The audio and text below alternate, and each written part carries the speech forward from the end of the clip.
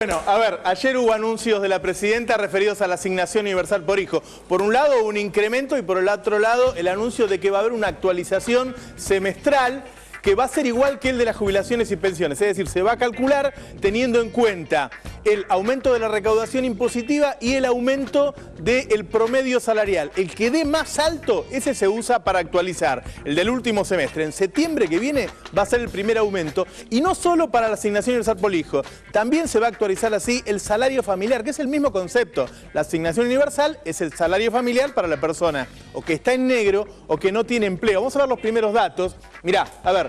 La asignación universal por hijo aumenta un 30% desde junio. Es decir, se va a cobrar la diferencia. El que ya cobró junio, cobró 6,44, va a cobrar la diferencia ahora, sube 837 pesos. Los beneficiarios son 3.640.000 chicos, 69.000 embarazadas. Estamos hablando de más de 2 millones de familias. Vamos a ver la otra placa. El resto de las asignaciones con aumentos del 30 al 100%. Por nacimiento pasa de 750 pesos a 975. Recordamos siempre desde el 1 de junio. Adopción de 4.500 a 5.850. Sigue siendo un 30%. Por matrimonio te tienen que dar plata para que te cases. Mirá, de 1.125 a 1.462 pesos. Nadie ahora, ¿qué vivo? Claro, por eso te dan guita, te convencen. Claro. Y no se casa nadie igual, ¿eh? Cónyuge, de 100 a 200 pesos. Te siguen incentivando el casamiento. Y contención familiar, 50%. De 100 a 200 pesos. Recordemos además que ahora, los que vivan en zonas de mucho frío, digamos, del sur del país, estamos hablando de Río Negro, de Santa Cruz, qué sé yo, van a ganar un 30% más que los que viven acá en la zona centro y norte del país. Había otra placa más que habla de, a ver, 1.270 millones mensuales al consumo.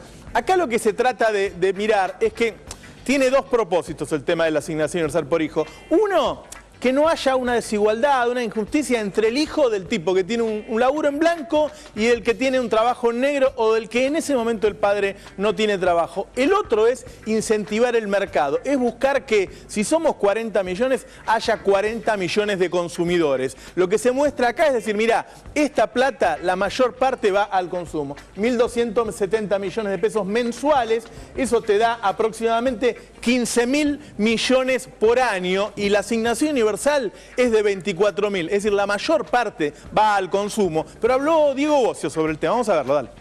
La verdad que forman parte de un conjunto de medidas que tienen que ver con la inclusión, con la protección social en la Argentina. Recordemos el impacto que tuvo en su momento la implementación de la asignación universal por hijo. Y estas medidas que ya tienen un transcurrir y han madurado durante los últimos 5 años, la Presidenta de la Nación entendió que había que fortalecerlas, que se constituyan como políticas de Estado. Y ayer propuso al Congreso de la Nación un proyecto de ley que va a significar darle movilidad tanto a la asignación universal como al resto de las asignaciones familiares que cobran los trabajadores formales. Recordemos cómo funciona el sistema en la Argentina. Quienes no tienen ingresos o quienes tienen trabajo informal cobran la asignación universal. Los que tienen trabajo formal y cobran hasta 30.000 pesos el grupo familiar o 15.000 cada uno cobran asignaciones familiares. Y aquellos que pagan ganancias o son autónomos deducen a sus hijos del impuesto a las ganancias, con lo cual no pagan, pero pagan menos impuestos. No sé si soy claro. El sistema funciona de esa manera y lo que hizo la Presidenta de la Nación es fortalecer ayer el sistema poniéndole una movilidad. Esa movilidad es la misma que la ley de movilidad jubilatoria, es una fórmula que funciona muy bien, que ha dado muy buenos resultados. Es el mejor índice que podríamos haber elegido porque da mejor que cualquiera otro de los índices que incluso se propusieron en su momento. Recordemos el debate caluroso de la ley de movilidad que decían que iba a ser perjudicial para los jubilados y finalmente fue muy buena para los jubilados. Y esto va a significar que en los meses de septiembre y en los meses de marzo de todos los años se ajuste semestralmente la asignación universal y el resto de las asignaciones familiares.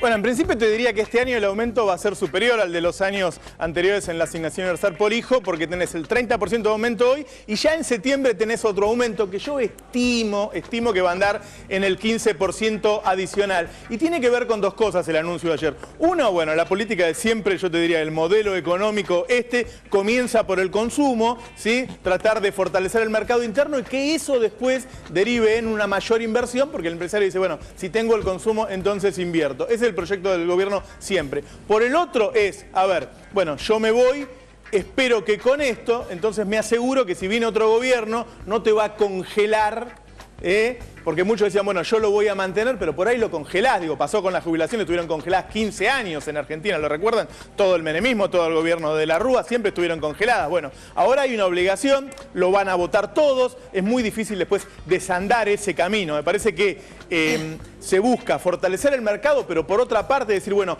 esto ya va a quedar así como no se van a poder tocar las jubilaciones, las pensiones, no se va a poder tocar la asignación universal por hijo. Uno no se imagina que un gobierno envíe un proyecto para anular esto en el futuro, aunque uno ha visto proyectos para bajar los salarios y las jubilaciones. Sí.